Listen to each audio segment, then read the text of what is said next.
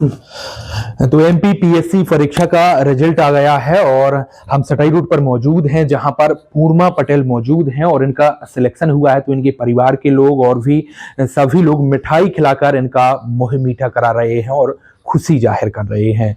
तो एक उत्साह है सभी के अंदर, एक खुशी भी है। हम उनसे भी चर्चा करेंगे इस पूरी उनकी सफलता को लेकर कि किस तरह से उन्होंने मेहनत की है, किस तरह से उनकी पूरी जर्नी रही, उनसे चर्चा करेंगे। सबसे पहले आपको बहुत बहुत बधाई, थैंक यू, आपका बहुत बहुत धन्यवाद। तो किस तरह से आपकी यानी यदि जर्नी की बात करें तो शुरुआत से सफर तक पहुंचने के लिए कैसे सफर रहा? जर्नी मेरी ये 2020 से स्टार्ट हुई थी। मैंने 2020 में पहला अटेम्प्ट दिया था और जिसमें प्री क्वालिफाई हुआ था, मेंस रह गया था, मेरा इंटरव्यू कॉल नहीं आया था। और 21 में मैंने इंटरव्यू दिया है, 21 में फाइनल सिलेक्शन नहीं हो पाया था। अब ये 2022 वाले में मेरा फाइनल सिलेक्शन हुआ है असिस्टेंट ट्रेजरी ऑफिसर की पोस्ट पर। तो दूसरा यानी दूसरी बार आपने इंटरव्यू दूसरा है, अटेम्प्ट तीसरा है। तो अभी जब रिजल्ट आया है तो आपको जब पता चला कि आपका सिलेक्शन हो गया तो कितनी खुशी हुई आपको? खुशी तो बहुत ही ज़्यादा हुई है, लेकिन एक गम भी था क्योंकि ये सपना मेरे लिए मेरे पापा ने देखा था और इस टाइम तो वो साथ में नहीं है। बिल्कुल, वो तो उनका आशीर्वाद है, आपका सिलेक्शन हुआ है। और आप अभी जैसे हमें पता चला है आप वर्तमान में अभी टीचर हैं, तो इसी दौरान आपने तैयारी की थी पीएससी की या इसके पहले या बाद में कैसे? मैंने तैयारी पहले स्टार्ट करी थी, लेकिन 2022 वाला जो मैंने अटेम्प्ट दिया है तो ज्वाइनिंग के बाद प्री हुआ है, मेंस भी इस जॉब के दौरान ही हुआ है। फिर इंटरव्यू मैंने अभी नवंबर में ही इंटरव्यू हुआ था। तो 2022 वाली पूरी जर्नी जॉब के साथ रही है, लेकिन तैयारी मैंने पहले स्टार्ट कर दी थी। किस तरह से तैयारी जब आप कर रही थी तो कैसी आपने दिनचर्या बनाई थी तैयारी करने के लिए, क्या एक रूट रहता था? अभी मेरी तैयारी तो कोविड के टाइम पे स्टार्ट हुई थी, मेन तैयारी तो फिर उसके बाद अटेम्प्ट दिया। फिर तैयारी तो ऐसे जस्ट जनरली हुई, घर पे रह के ही मोस्टली करी है। कुछ टाइम के लिए इंदौर गई थी बट मोस्टली घर पे ही करी है। लाइब्रेरी जाती थी, फिर लाइब्रेरी से खाना खाने आना, फिर वापस लाइब्रेरी जाना, फिर रात में आना, बस ऐसे ही रहा पूरा। लगभग कितने घंटे आप पढ़ाई करती हैं? मतलब ऐसा घंटे मेरा कभी फिक्स नहीं रहा, मेरा फ्लेक्सिबल रहा है हमेशा टाइम, बट डेली का एवरेज 7 to 8 आवर्स तो हो ही जाता था।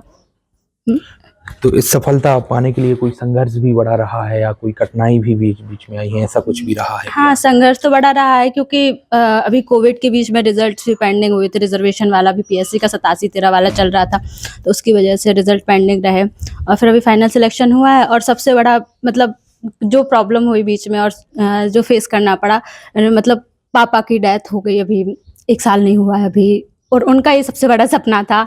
तो आज वो साथ में नहीं है तो इसका सबसे ज़्यादा कम है। लेकिन बिल्कुल आपने अपने पिताजी का जो सपना है वो पूर्ण किया है, तो एक सभी को खुशी भी है।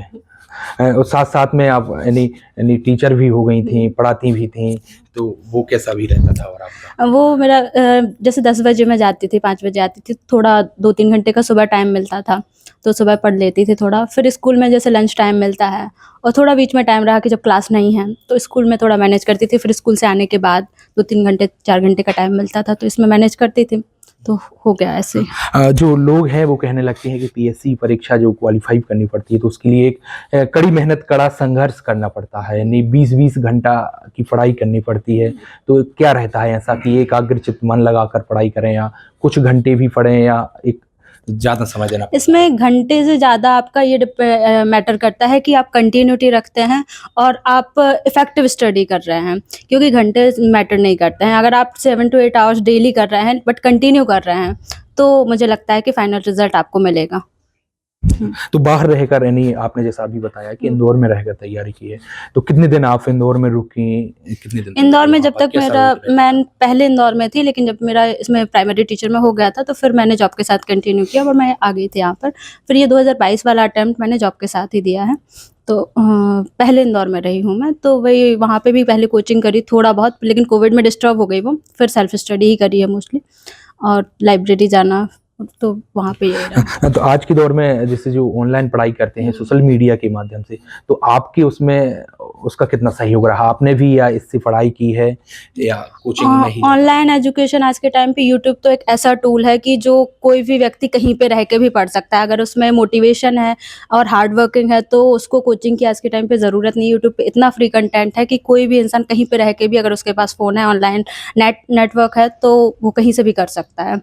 बस अगर हार्ड वर्किंग है और मोटिवेशन है, तो बस ये चीज़ है। यानी ऑनलाइन रहकर भी लोग हाँ, पढ़ाई कर सकते हाँ, हैं और सिलेक्शन पा सकते हैं, हाँ। जरूरी नहीं है कि कोचिंग ही जाएं या हाँ, कुछ भी ऐसा। बिल्कुल ज़रूरी नहीं है कोचिंग, क्योंकि ऑनलाइन इतना कंटेंट मिल रहा है आज के टाइम पे और फ्री में कंटेंट मिल रहा है यूट्यूब पे, तो कर सकते हैं। और क्योंकि मेरा भी कोचिंग कोविड में डिस्टर्ब हो गया, तो मैंने मोस्टली ऑनलाइन और सेल्फ स्टडी ही करी है। तो श्रेय किसको आप देना चाहेंगे इस सफलता का? इस सफलता का श्रेय सबसे पहले तो मैं अपने पापा को और फिर मेरी पूरी फैमिली को, और साथ में भी जैसे मैं जॉब भी कर रही थी तो वहाँ पे भी सपोर्टिव है, मतलब प्रिंसिपल सर हैं जो मेरे यहाँ के, तो उनने मेरा बहुत सपोर्ट किया है। तो मतलब इस लेकिन सबसे पहला श्रेय मैं हमेशा मतलब पापा को ही दूँगी, जो आज साथ नहीं है, बट लेकिन इसमें वो मुझसे ज़्यादा उनका सपना था कि मेरा पीएससी में सिलेक्शन हो। इतनी बड़ी टेस्ट निकालने के लिए ऐसा कुछ भी रहता है कि किसी का इन्हें मार्गदर्शन मिलता रहे या मोटिवेशन कोई करता रहे या आगे का रास्ता बताता रहे, ये सब चीजें भी जरूरी रहती हैं क्या? हाँ, आज के टाइम पे और सोशल मीडिया के थ्रू भी जैसे कंटिन्यू 19, 20, 21, 22 के रिजल्ट्स आए हैं, तो टॉपर्स के इंटरव्यू देखना, तो उनसे मोटिवेशन मिलता है। और सबसे बड़ा मोटिवेशन तो घर से ही मिलता है कि आपके पेरेंट्स आपसे क्या होप करते हैं, और आपको अगर ये लगता है कि आपके पेरेंट्स बहुत ज़्यादा उम्मीद कर रहे हैं आपसे, तो आप उनकी उम्मीद को लेट डाउन नहीं होने दोगे, आपको करना है, उनके लिए करना है, आपकी फैमिली के लिए ये करना है। तो ये सबसे बड़ा मोटिवेशन मुझे लगता है। सिलेक्शन को लेकर थोड़ा चर्चा करेंगे कि सबसे पहले आपने प्री टेस्ट निकाला, हाँ। फिर उसके बाद कौन कौन सी प्रक्रिया रही आपकी हाँ, selection वाली? मेरा ये प्री हुआ था लगभग ये मई 23 में प्री हुआ था, जी। और फिर जिसके मेंस अभी जनवरी 24 में हुए, और इंटरव्यू अभी नवंबर में हुआ था, और फिर अभी फाइनल नवंबर रिजल्ट 2024। हाँ, नवंबर 2024, और फिर अभी फाइनल ये रिजल्ट आया है। तो इंटरव्यू जो हुआ वो बहुत टफ होता है या कैसा रहता है जो इंटरव्यू करते हैं वो? हाँ, इंटरव्यू मतलब टफ तो नहीं कह सकते हैं, वहाँ पे होती तो जनरल कन्वर्सेशन, बट इंटरव्यू बहुत अनप्रेडिक्टेबल रहता है कि वहाँ पे कुछ भी पूछ सकते हैं। जैसे मेरा बुंदेलखंड से था, तो छतरपुर से, तो उन्होंने बुंदेली साहित्य के बारे में पूछा, और बाकी मेरा फैक्चुअल ही रहा था पूरा। बट मुझे इंटरव्यू में एज़ एक्सपेक्टेड, जितना मैंने एक्सपेक्ट किया था उससे बहुत कम मार्क्स मिले हैं, लेकिन अगर मुझे इंटरव्यू में अच्छे मार्क्स मिले होते तो सेकंड क्लास पोस्ट होती मेरे पास। बट ठीक है, फाइनल सिलेक्शन हुआ, फिर भी इसी के लिए अच्छी मैं ग्रेटफुल हूँ। तो जरूरी नहीं रहता कि इंटरव्यू में आपसे पढ़ाई के बारे में कुछ भी पूछे। हाँ, बिल्कुल ज़रूरी नहीं है इंटरव्यू में पढ़ाई के बारे में, क्योंकि जनरल कन्वर्सेशन, जैसे मुझसे बुंदेली साहित्य के बारे में उन्होंने पूछा था, और बुंदेली साहित्य मेरा कहीं पर सब्जेक्ट नहीं है, क्योंकि साहित्य लिटरेचर मेरा कहीं पे भी नहीं है। तो उन्होंने पूछा तो मतलब वहाँ पे कहीं से भी पूछ सकते हैं, जैसे करंट अफेयर्स में जो चीज़ें चल रही हैं आपके टैब से रिलेटेड, और भी कि वो वहाँ पे बैठे हैं, आपसे उनके माइंड में जो आएगा वो पूछ लेंगे।